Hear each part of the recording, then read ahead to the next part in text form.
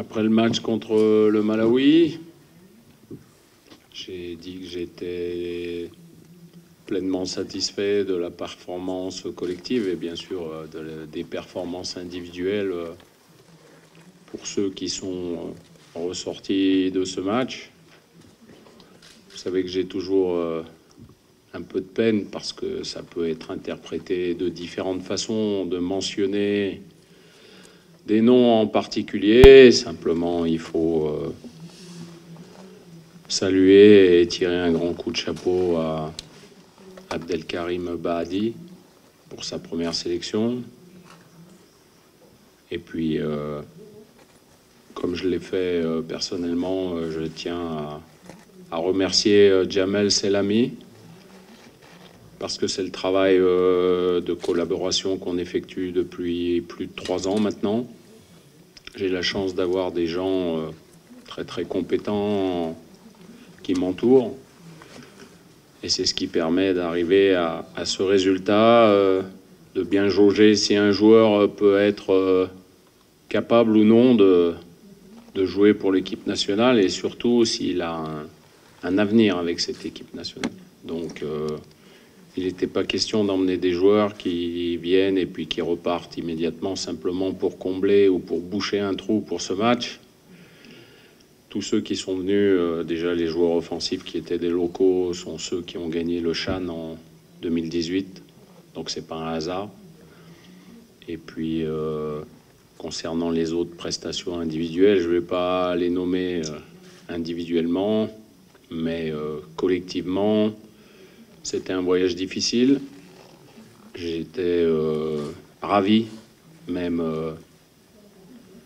très très content de tout ce que j'ai pu voir, de l'état d'esprit et de la philosophie avec laquelle les joueurs ont réussi à faire ce match.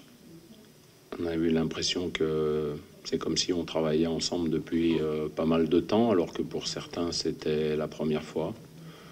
Donc c'est toujours honorifique pour un entraîneur d'avoir ce résultat. Le gros point positif, je suis un peu long, mais c'est aussi de terminer premier de cette poule, contrairement à la bêtise que j'ai pu dire en conférence de presse. Comme quoi, il m'arrive aussi de dire des bêtises. Et puis, merci à ceux qui ont encadré les joueurs qui sont restés ici, à mon staff, parce qu'on a réussi jusqu'à présent à faire 8 jours ensemble, en se partageant, mais en continuant dans la même lignée, et ça, c'est très important pour moi. Quant à la deuxième question, vous allez me la rappeler. Ah, ouais. Ça fait partie des aléas d'un match. Quand une fédération organise un match, il peut se passer beaucoup de choses entre-temps. C'est la même chose pour nous, puisque Hakim Ziyech et Nordin Amrabat sont forfaits pour ce match.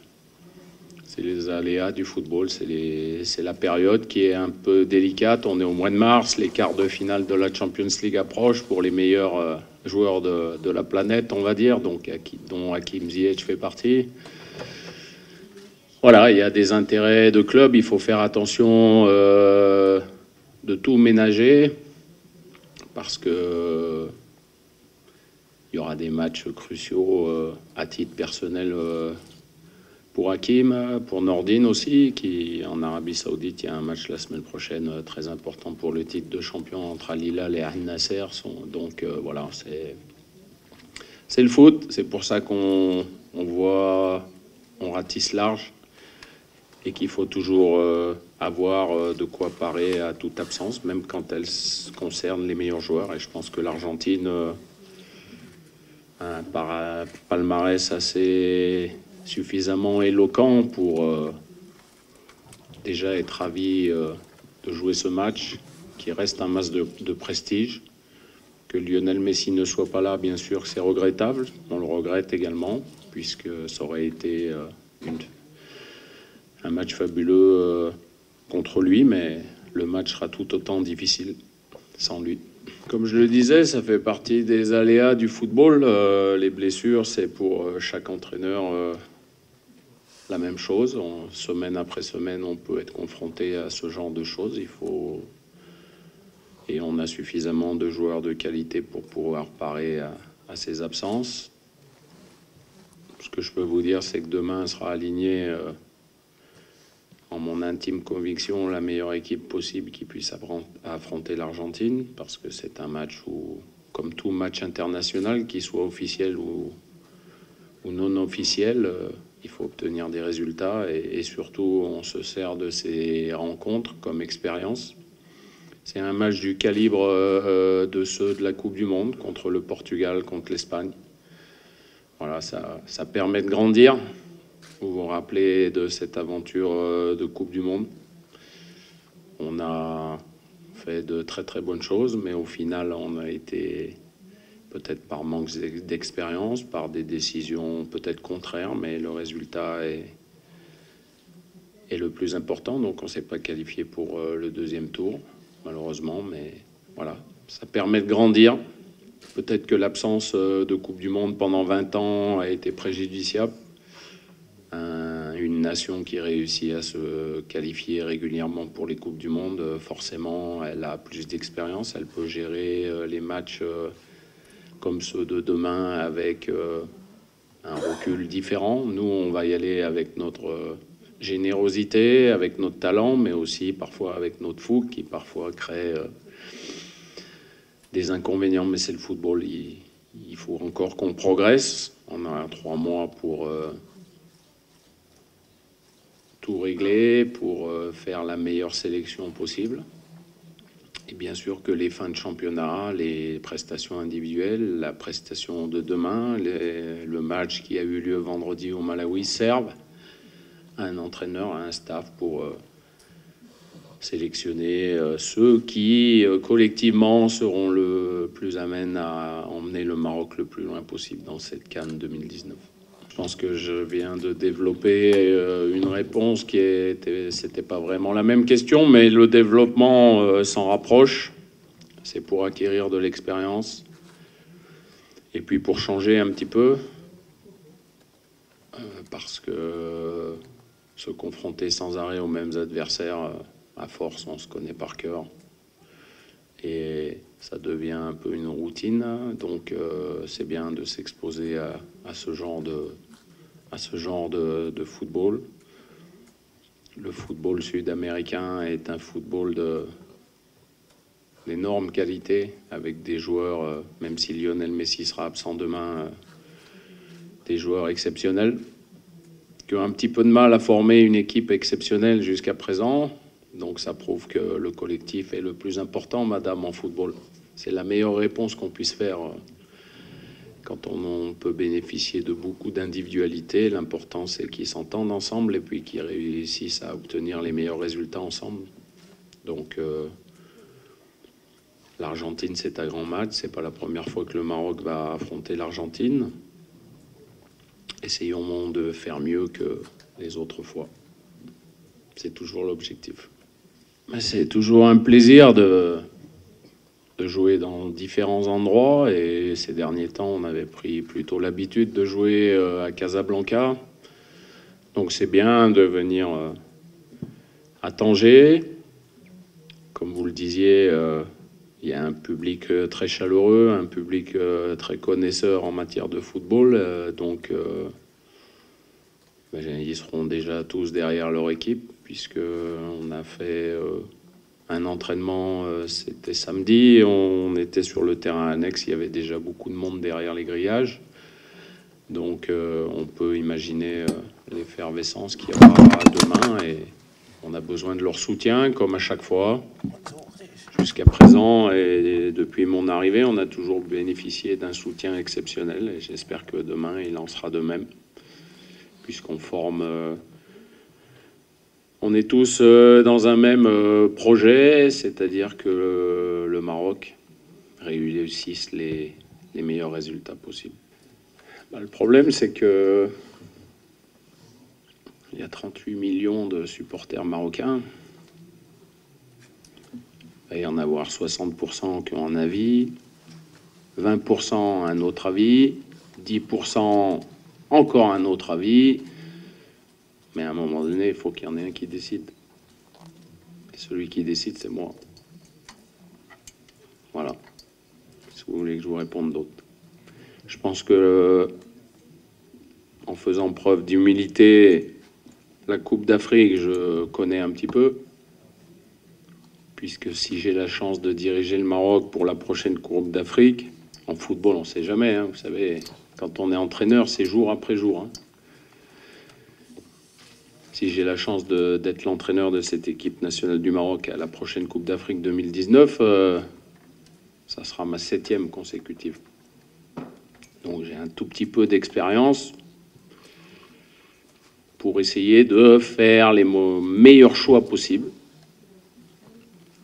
Maintenant, je pense que plutôt que de polémiquer sur des choses qui n'ont pas beaucoup d'importance aujourd'hui, il faut se concentrer sur ce match, être le plus performant possible, parce qu'il n'a rien d'un match amical. Tous les matchs internationaux sont des matchs importants. J'ai jamais effectué un match international en négligeant l'adversaire, en me disant que le résultat n'est pas important. Quand on est allé au Malawi vendredi, même si on avait une équipe différente, on y a été pour gagner. On n'a pas gagné. Je pense qu'on méritait de gagner, les joueurs méritaient de gagner. Heureusement, ça nous a quand même permis de terminer premier de la poule, donc félicitations à eux, mais c'était mon objectif, c'était d'aller gagner là-bas. J'ai convoqué un joueur par téléphone, ensuite il a décliné pour les raisons que vous savez. Et j'avais 33 autres joueurs à gérer. Donc j'ai tourné la page et je suis passé à autre chose. Voilà. Je peux pas. Et moi, je suis quelqu'un, vous savez, dans mes réponses, peut-être que je vous énerve un peu, mais je suis pragmatique, moi. Je sais que c'est. Mais je suis comme ça. Je suis comme ça dans la vie, je suis comme ça tout le temps. C'est peut-être parfois une qualité, mais c'est parfois un défaut. C'est-à-dire, j'ai reçu une réponse. On n'en parle plus. Prochain stage, c'est au mois de juin. Que va-t-il se passer d'ici là? Je ne peux même pas vous le dire, je ne le sais même pas moi-même. En football, on ne peut pas savoir. Donc, je le répète parce que ça a vraiment une importance capitale pour moi. J'ai un groupe de joueurs et quel que soit un échec qui puisse arriver à la Coupe d'Afrique ou quoi que ce soit, j'ai un groupe exceptionnel de joueurs. C'est un groupe exceptionnel qu'on a formé avec le staff. Et aujourd'hui, en toute sincérité, il n'y a pas de faille. J'ai rarement connu ça dans une équipe nationale. J'ai des joueurs... Parfois, vous savez, quand on est entraîneur, on se retourne et on se dit, on se pose la question, est-ce qu'ils sont vraiment derrière moi? On se pose la question, ça arrive, hein, je vous le promets, hein, ça arrive. Si vous n'avez plus les joueurs derrière vous, vous êtes cuits, hein, parce que c'est les joueurs qui décident. S'ils n'ont pas envie d'écouter ce que vous leur dites, ils font comme ils veulent. S'ils ont décidé d'avoir votre peau ou votre tête, c'est eux qui décident. C'est pas l'entraîneur qui décide de tout. L'entraîneur, il est là pour mettre un cadre, pour donner une structure, et il faut que tout le monde rentre dans cette structure. Et puis des fois, ça fonctionne pas. Et ben aujourd'hui, j'ai la chance, parce que je pense ne pas me tromper, d'avoir un groupe de joueurs où j'ai confiance en eux et je pense qu'ils ont confiance en moi. Et pour moi, ça, c'est la plus grande réussite que je puisse avoir ici. Et peut-être que j'insiste trop en répétant ça, mais c'est parce que j'aimerais tellement leur dire et leur répéter que je ne peux pas le faire tous les jours quand je suis face à eux, mais pas à travers les médias. Et ben je les en remercie. Déjà, une explication sur les 16 joueurs qui sont restés au Maroc pour ne pas voyager au Malawi. Déjà, il y en a 2 qui sont forfaits. Donc, on va faire un peu de mathématiques, ça fait 14. Quand on y ajoute un 2e et un 3e gardien, on revient à 16. Donc, ça veut dire que vous comptez aussi bien que moi. Il y en a 7 qui étaient au Malawi, qui seront sur la feuille de match demain soir. Donc, ce match avait de l'importance à titre individuel. Et puis, il fallait gagner son billet fait pour être dans les 23 contre l'Argentine, qui, je pense, pour un joueur est quand même assez gratifiant dans une carrière, même pour un entraîneur. Donc voilà, il y avait dans ma présentation du match pour le Malawi, j'avais insisté sur 3 points. Le fait que ce soit un match officiel, même si on est qualifié. La deuxième chose, ça a toujours une influence sur le classement FIFA. Et ça, il ne faut pas le perdre de vue, parce que ça détermine beaucoup de choses. Et le troisième paramètre, eh ben, c'était la prestation individuelle, pour pouvoir faire partie des 23 contre l'Argentine. Voilà, j'avais insisté sur ces 3 paramètres, et je pense que tout le monde avait bien entendu le message. Ça ne veut pas dire que celui qui n'est pas dans les 23 demain, il a été mauvais ou quoi que ce soit, mais un entraîneur, il doit faire des choix. Et c'est parfois difficile, mais il faut les faire.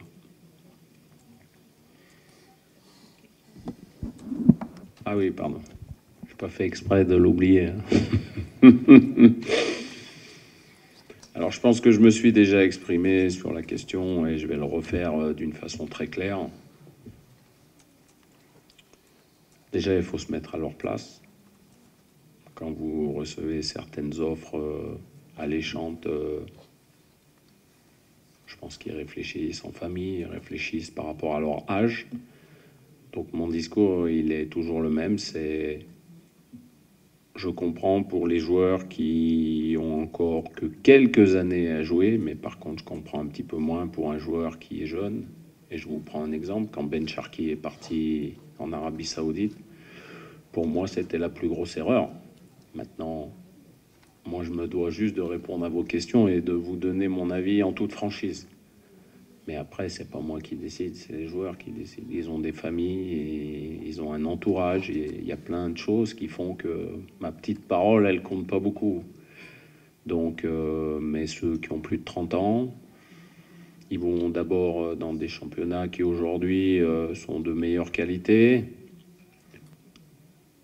C'est dans des pays arabes, donc ils ont une association de choses qui fait qu'ils n'hésitent pas à y aller. Il y en a qui reviennent avec un échec, il y en a qui sont complètement épanouis quand ils vont là-bas. Je pense que le cas de Hamdallah, par exemple, c'est quand même un joueur, on peut regarder ça d'un peu plus loin.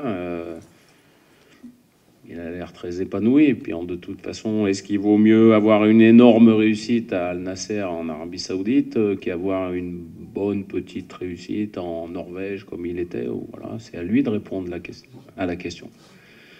C'est lui seul a les paramètres pour savoir si il est épanoui, s'il prend du plaisir, si tout ça le comble de bonheur. Donc chaque joueur a une réponse différente. Il y en a qui vont vous dire, moi, j'irai jamais, hein, quelle que soit l'offre, parce que peut-être qu'ils ressentent pas les choses. Et puis d'autres franchissent le pas et ils vont s'apercevoir si ça leur plaît, si ça leur plaît pas, par rapport à ce qu'ils ont vécu précédemment, parce que c'est quand même un contraste. Et donc voilà, il sera les seuls à répondre à cette question. Et puis pour parler des performances footballistiques, nous, on est à une échéance de Coupe d'Afrique. Disons que beaucoup de joueurs ont signé vers le mois de décembre, janvier, donc quelques-uns un peu avant. Mais voilà, bon, c'est sur du court terme, ça peut pas engendrer si beaucoup de difficultés pour moi. Donc pour l'instant, pour la prochaine Coupe d'Afrique, ça pose pas de problème. Après, on va effectuer ce match de demain avec la même détermination qu'on effectue tous les autres matchs, que ce soit sur le continent africain, que ce soit à la Coupe du Monde. Je pense que, et j'espère qu'il y a au moins un point sur lequel vous êtes à peu près tous d'accord, c'est qu'au niveau du don de soi, de l'état d'esprit, de l'amour pour le maillot, on ne puisse pas reprocher grand-chose à cette équipe. C'est déjà quelque chose de bien. Donc il faut continuer dans la même lignée. C'est important de toujours montrer une bonne image. Après, le football a ses aléas. Je pense que tous les amoureux du football hier soir ont regardé Pays-Bas-Allemagne. L'Allemagne menait 2-0, les Hollandais reviennent 2-2, on pense qu'ils vont gagner le match, et puis dans les dernières secondes, ils perdent chez eux. Bah oui, c'est le football. Alors qu'ils sentaient qu'ils étaient dans une dynamique qui allait les pousser à battre l'Allemagne, ça aurait été déjà un renversement important, et ils étaient surtout, avec le résultat précédent, dans une très grande forme. Donc voilà, il va falloir donner le meilleur de nous-mêmes, par respect pour l'Argentine, parce qu'on se doit d'être une équipe et montrer à tout le monde qu'on peut être un sparring partner important. C'est important de donner cette image. Et puis, pour le peuple marocain, c'est des matchs qui ne sont pas comme les autres. Donc, une bonne prestation est indispensable et un bon résultat serait souhaitable. قبل ما تخرجوا ما تنساوش تابوناو معنا في لاشين يوتيوب وبارطاجيو المحتوى في مواقع التواصل الاجتماعي وما تنساوش ديروا جيم.